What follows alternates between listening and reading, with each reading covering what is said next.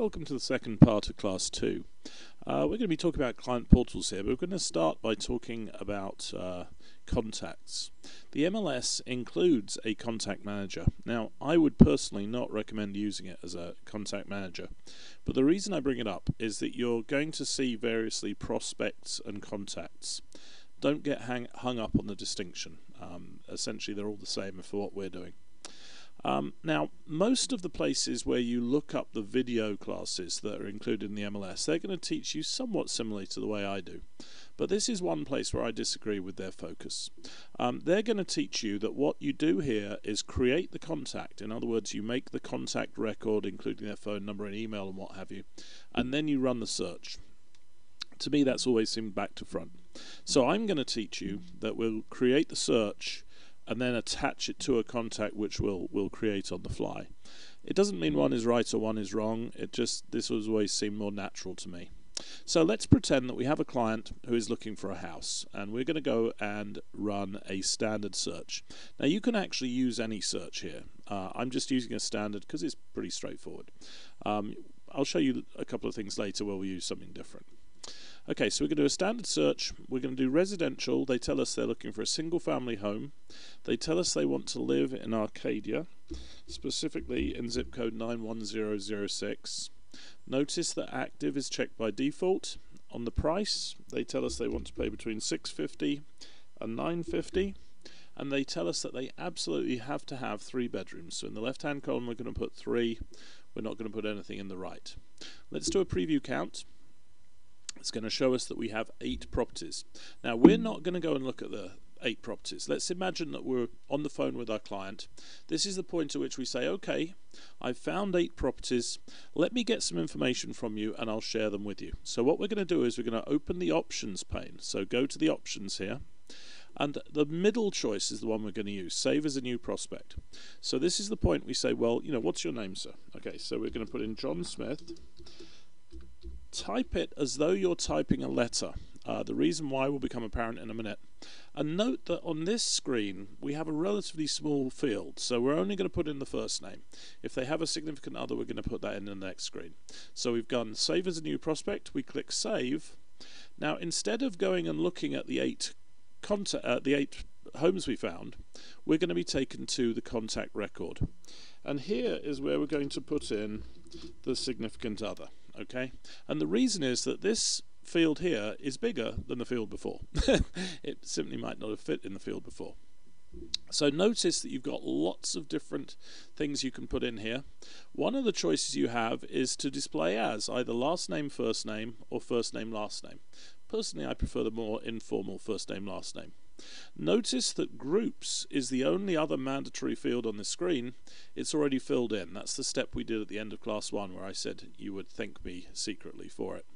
We're going to put in their email. Now you'll see that you have 3 different email address fields here. In reality, you only have 2. You can automatically send to email and to CC. The alternate email is just a reference field. By the way, you cannot put multiple emails on the same line. You can put in phone numbers if you want, initial contact date, all that good stuff, birthdays. I would encourage you to use the notes field. This is something that is for your use. It's not going to be shown to your client. I'm not encouraging you to be mean here. Just something that is going to remind you who John Smith and Jane Doe are, why you're sending them information, why you care, basically, okay? Because when you start out, you'll only have a couple of contacts, but you'll get to a place where you have a lot, and it's like, wow, why am I sending these people information? Okay, now let's scroll down the page. All the real action is going to happen in this next section, prospect options. Notice that when we come here, everything is grayed out. Now watch what happens when I check the box for auto prospecting. As soon as I check the box for auto prospecting, now I have the ability to send email to the agent. I don't have to put an email address because the system already knows my email. We did that back in the first section of class 2. We now have the ability to send email to the prospect. So you cannot send email to your client without sending it to you first. Now in this instance, I don't have a CC address, but if I did, I'd put it in. Okay, so what have we just done?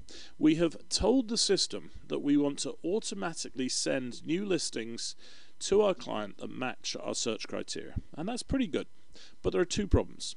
The first problem is that if you use this, those 8 properties, it's like they never existed.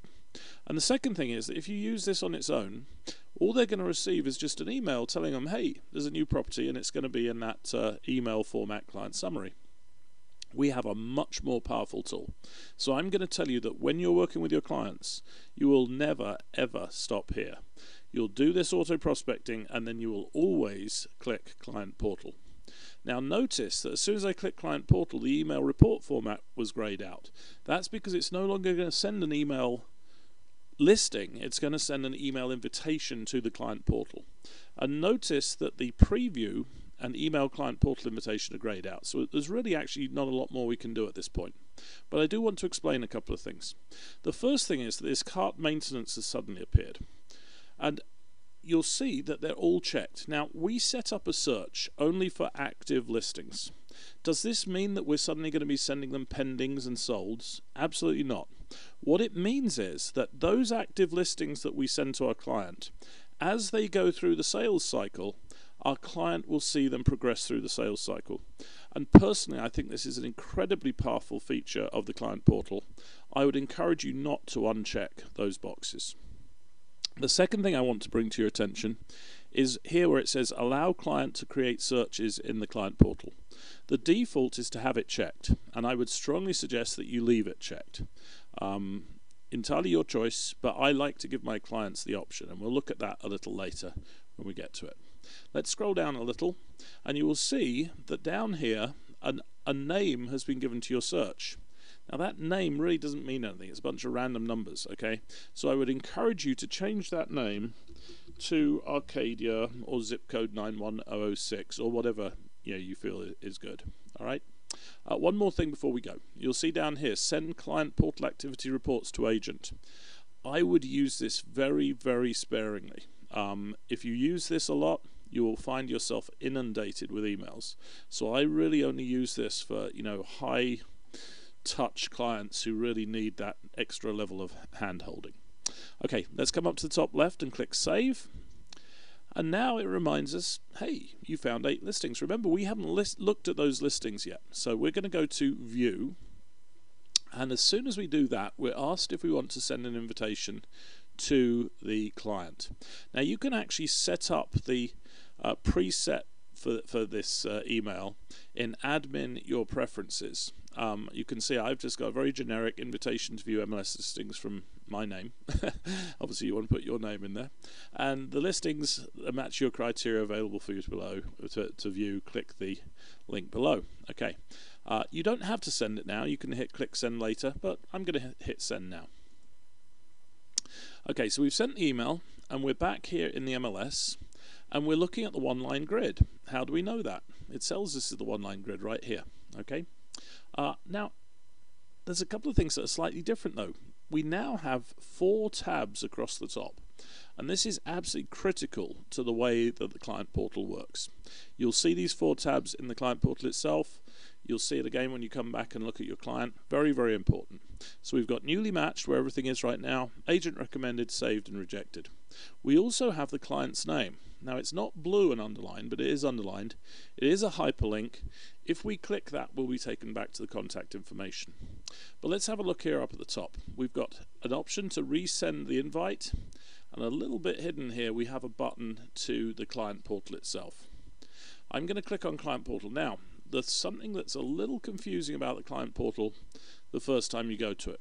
There is only one Client Portal, okay? It doesn't matter whether you're the client looking at it or whether you're the agent looking at it. The Client Portal is the Client Portal. So here we go. You can see prepared exclusively for John Smith and Jane Doe. This is why we typed their name as though we were typing a letter. And here is why we spent time modifying our profile, because here's our photo, here's our phone numbers that we want to show them, here's our email and what have you. Okay, very important. And then below you'll see we've got the 8 newly matched listings. Now notice for each one we get to see the listing with the primary photo. If you click on the 10 photos there, your client is immediately going to go to the slide viewer and will be able to see the pictures of the property. Your client can also map the property. So when they go to see map, they have the option of looking at it on a street view. They can go to an aerial view. They can even go to what's called a bird's eye view. Now, a bird's eye view is a what's the word I'm looking for? Well, anyway, you'll see what bird's eye view is. And they can click around and they can look at it from 4 different angles. So they can get a pretty good idea of the property before they actually leave their computer. They also have the ability to post comments. Now, we're going to come back and talk about that in a minute, but let's look at view details. As soon as they click view details, they're now looking at only one property on the screen. All the other properties have disappeared. They can go through the properties by using the arrows here at the top, okay? But they still have these options for save and rejected. I'm going to close the detail. You do this at the top right. And notice that for each property that's here, you have, or the client has more correctly, the option to save or reject. This is kind of like the old Roman gladiator thing. Should he live, should he die? Do I like it, do I hate it? So let's say that they like this first one. As soon as they click save, notice that the numbers immediately change. Okay. Let's say that they like the second one.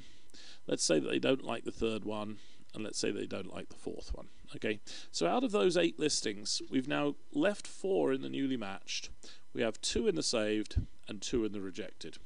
So I'm going to go back to the MLS. Alright, now nothing has changed in the MLS, so let's come back to the home page. How do I go back to my contacts? It's actually very easy. I go to Contacts, Contacts Prospects, and you'll now see that I have a list showing me my properties. Now, if I click on the name, blue and underlined, it's a hyperlink, it's going to take me back to the contact record. I have 4 columns, and notice that the numbers, where there are numbers, are hyperlinks. When I run my mouse over it, it will show me that I've got newly matched, saved, and rejected. Before I click on one of them, notice that to the right there is a little icon here that says CA, and that simply tells you that this is a client portal with auto prospecting enabled.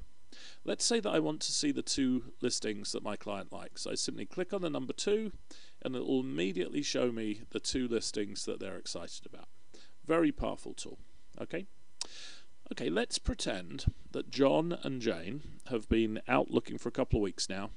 They haven't found what they want, and someone at work tells them that they should really look at La Crescenta. They said they'll like it a lot, similar schools to Arcadia, whatever. Okay, we're going to run a new search. There are a couple of different ways of doing this, okay, but I like to keep it simple, so we're going to run a new search the same way we did before. Arcadia, sorry, not Arcadia. Property type, residential, single family. On the zip code, I'm going to put in 91214. That's La Crescenta. I'm a fan of zip codes. I like using them. I think they are worth memorizing, are worth knowing. So 91214 is La Crescenta. Active is selected. We're going to use the same price, $650 to $950. And once again, they tell you that they absolutely have to have a minimum of 3 bedrooms. So let's run a preview count. Got 11 results. Now, once again, we're not going to go and look at the results just yet. We're going to go back to options. Now, do we want to create another prospect? The answer is no. All it's going to do is confuse them and confuse us. Instead, what we're going to do is come to the list here, go to John Smith and Jane Doe, click Save, and now the system is going to say, well, yeah, wait just a second. I've already got a search for these guys. What's so special about this one? And I'm just going to put in La Crescenta to differentiate it from the other one. Okay, we're going to click Submit. Once again, it shows us we've got 11 properties. I go to View Results, and now I am shown those 11 properties. Now notice that it's showing me there are actually 15 in the newly matched. Well, why is that? Well, if you recall, we had 4 left over from Arcadia. They're still here, but notice those ones are not checked. So the 11 checked listings in this list are all from Arcadia. They're all from La Crescenta, not Arcadia. Okay. Now, whenever we have a list of properties, there are inevitably going to be some that we like better than others. And there are 2 ways of sharing with our clients which ones we are particularly excited about. Okay. And the first way is to use this little mailbox. Now notice you have this mailbox next to each listing. I'm going to pick this first one. When I click it, it's going to bring up a box where I can write a comment. And I'm going to say, this is open on Sunday.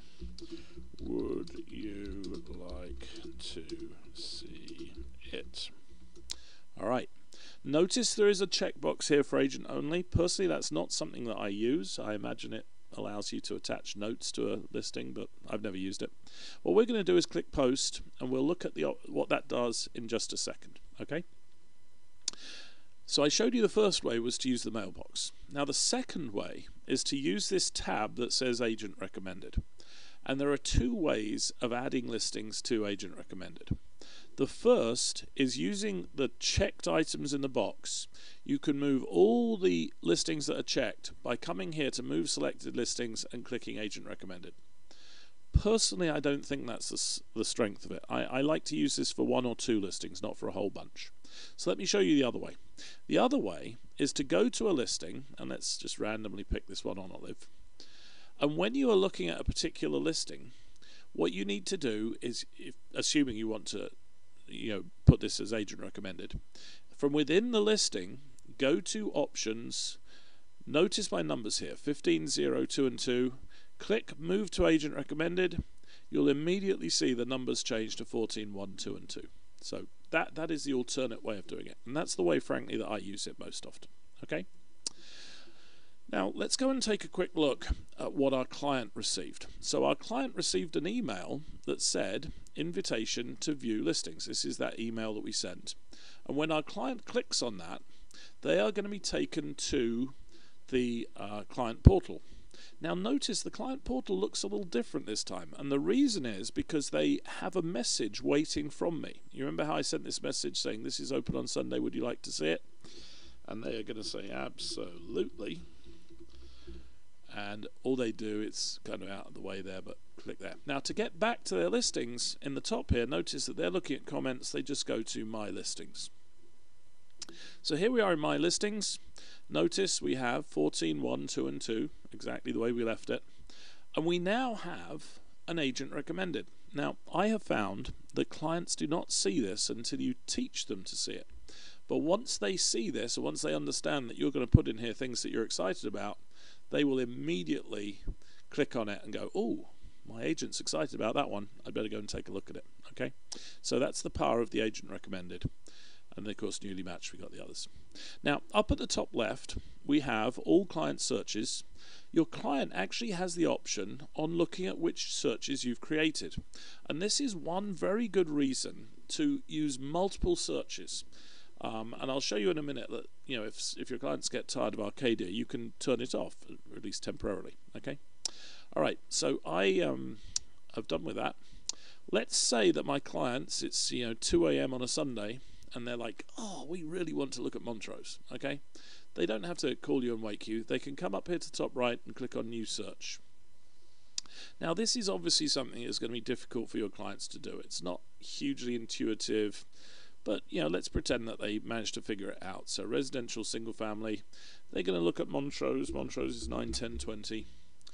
And they're going to use the exact same criteria that we used, 650 through 950, and they're going to do bedrooms 3. Okay? And they're going to click on search. Sorry, it's up here at the top right. There we go. Click on search. And they're going to be asked to name it. So we're going to name that one Montrose. And they're going to click OK, and now they are looking at the Montrose search they just created. So if they go back to the drop down here, you'll see that there are now 3 searches. There's 2 agent searches, and then down at the bottom we have my searches Montrose, and they can create as many as they want. Let's go back to the MLS. Okay, so back in the MLS, if I go to contacts, prospects, I will immediately see that they've got those ones from Montrose. And when I click on the client record, if I come down to the bottom, you will see that I have my client, the searches I created, and then I have the searches my client created. And if your client made a boo-boo and they need some help, you can absolutely come in here and help them by revising the criteria and what have you. Let's say that your client decides that Arcadia really isn't what they want. Now you can delete it. You can come over to the right and delete it, but there's no upside to that. Okay, what I do is I just turn it off. If they decide a couple of weeks later that Arcadia really wasn't so bad, all you need to do is come back and turn it back on. No big deal. Okay, a lot easier than deleting it and then having to reinvent the wheel. Equally, if your client decides that they don't want to look for a while, yes, you can delete it up here in the top, but again, there's no upside to that. All you need to do is go to inactive, you make it inactive, they'll no longer receive any emails, no longer receive any properties, but if they change their mind a couple of weeks later, all you have to do is come back here and click on active. So that's the client portal. I think it is probably the most useful tool we have in the MLS. And because I'm already at 20 minutes, I'm going to actually come back in a minute and show you a couple of other things that you can do with the client portal. Fabulous, fabulous tool. Okay, thank you.